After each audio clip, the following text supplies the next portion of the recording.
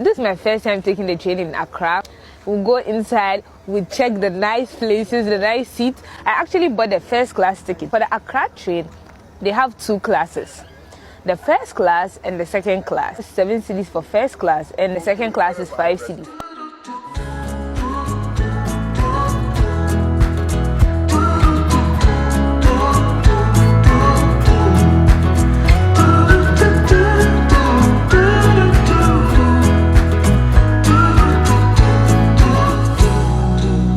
Balancing on a weary line,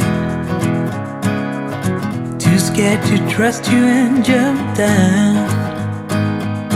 I'll keep my step. Nearly revived the Accra trains. It was not operational for some time, and actually this is an old train. The new trains, like what you saw from my takoradi vlog, they are renovating it, so after it's done they'll put it back on the track.